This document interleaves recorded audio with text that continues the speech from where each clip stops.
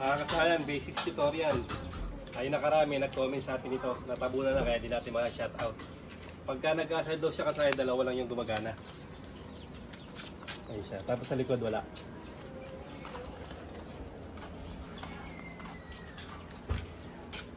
Pag nag-signal light naman siya, pag nag-signal light naman sa kanan at kaliwa, ayan siya. Nag-hazard din yung sa likod pero mahina. Tapos pag nag-signal tayo dito sa may ano, ito yung signal light sa harap.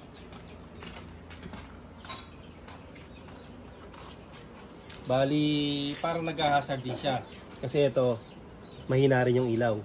Tapos, pag nag-signal naman tayo sa kaliwa, kaliwa naman yung signal, lalakas naman yung kaliwa, mahina naman yung sa may kanan. Tapos sa may likod, nag-hazard pa rin. Ito kasayan, basic na basic lang to ha. Ang kulang lang nito kasayan, pag nagsisignal tayo na mahina sa may likuran, sa kaliwa mahina pag nagsignal tayo. Tapos pag nagsignal tayo sa kanan, mahina pa rin, nag-hazard pa rin siya. Pero sa unahan, kung mapapansin nyo yung unahan, malakas yung signal light natin sa kanan at malakas yung signal light natin sa kaliwa. Ang ibig sabihin niyan kasayan, okay yung ground natin dito. Pag nag-hazard tayo, ayan, yung dalawa malakas. Ibig sabihin niyan, malakas yung ground natin dyan, yung ground ng signal light. Ang kulay ng signal light nito ay Yamaha dark green tsaka dark brown yung kaliwat kanan niya. Tapos yung main supply ng ng signal light natin ay brown white. Tapos sa likod wala Balik kasayan, ito lang yan ganito lang kasimple siya. Pagka ganyan yung nangyari dyan, ibig sabihin kulang ng ground. Kulang ng ground o walang ground yung ating motor. Ito ngayon yung signal light, pansinin nyo nangyayari dyan, napuputol o nahuhugot. Ito siya pansinin nyo nakalagay lang sa body ground. Ito. Pag nilagyan natin ng ground yung likod, ganito na yung mangyayari sa kanya. Basic na basic lang yung nangyayari kaya nagto-trouble yung ating motor. Kulang lang siya sa ground o walang ground. Ayan siya ngayon, nag-hazard na siya. Pag maayos, parehas na lang nasa unahan.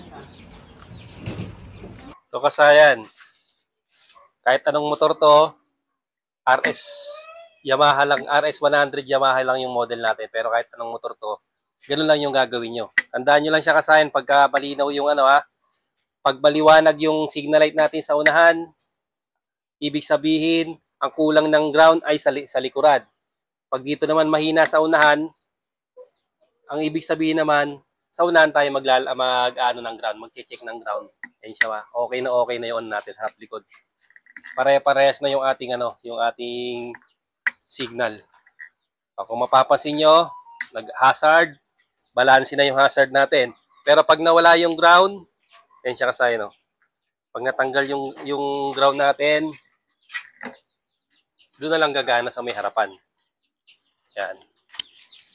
Tapos pagka tayo nag-signal, ayan siya, mag-hazard dito. Gagana rito.